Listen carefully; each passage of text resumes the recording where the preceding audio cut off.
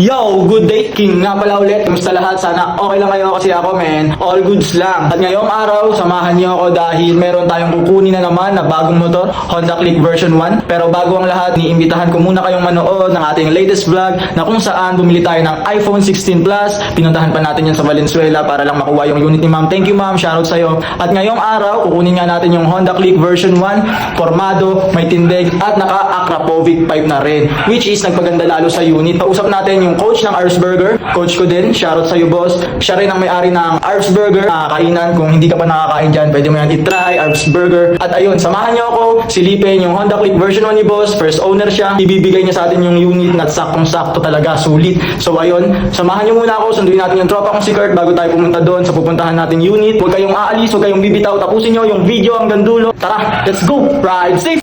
At ayun, umalis na nga tayo. Napakaganda ng panahon. Walang init, pare. At habang on the way nga ako kay Kurt, nakita natin yung tropa natin, si pareng Tonski. What's up, tol? Ayan, tamang 2 joints yung tropa natin na naka PCX din. Bangis! Yo! Ano na? Sabado na! Nakahiga ka pa rin? Galaw-galaw!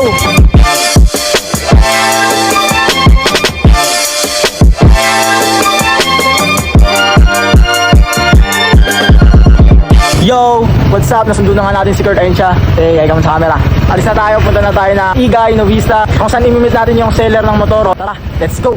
Pumunta na nga agad kami doon sa meeting place na sinasabi ko sa inyo sa Novista, sa may Igay. Kung alam nyo to, magkalugar nga tayo. Usapan kasi namin ni boss sa bahay nila yung meeting place. At doon na rin namin i-check yung unit. After ilang minutes lang, nakarating na nga agad kami kila boss. At nandito na nga din yung Honda Click version 1 na naka-titanium Akrapovic pipe. Napaka-solid. Syempre, bilang buyer, chinek muna natin yung unit. Pinasilip ko kay Kurt yung ilalim kung may problema ba, baka may mapansin siyang kakaiba. Napansin lang ng tropa natin na merong onting basag sa crank. Maliit lang naman. Normal lang yun sa second hand. Ako nagagawa ng paraan paano yung maayos. Sunod ko naman pina-check kay Kurt yung makina. Baka kasi merong lagotok or kakaibang tunog na nanggagaling doon, kaya mas mainam na alam natin kung meron. Pero since wala naman, sinakyan na ni Kurt yung motor para i-testing.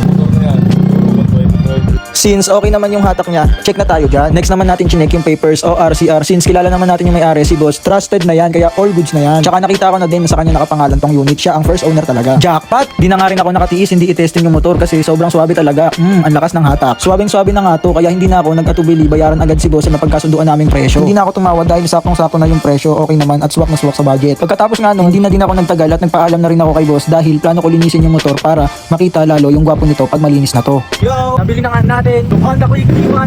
Ito, papakalo na natin. Go! Pagka-uwi nga sa bahay ay nilinis ko na agad yung motor para lalong lumabas yung ganda nito. Sinabay ko na nga rin pala yung isa nating motor na Sniper Clone para isahang linis na lang. Pagkatapos nun, sinabon-sabon ko na para matanggal yung mga dumikit na dumi. Pagkatapos nun, binanluban ko agad baka kasi matuyo yung sabon. Bago ko sinunod tong Sniper Clone, ayan, sinabon-sabon ko talaga yan maigi para matanggal lahat ng dumi at alikabok na kumapit sa mga fairings natin. Ayun, tamang linis talaga. Linis-linis din baka kasi magtampo tong unit natin at hindi pa natin maibenta. Pagkatapos nga nun, ayun, binanluban ko na, binaril-baril ko siya ng aking malakas na pressure water. Ngayon, ganito na itsura ng ating motor pagkatapos linisin. Tanggal talaga lahat ng mga nakadikit na dumi. Ayun, no, tamang flex.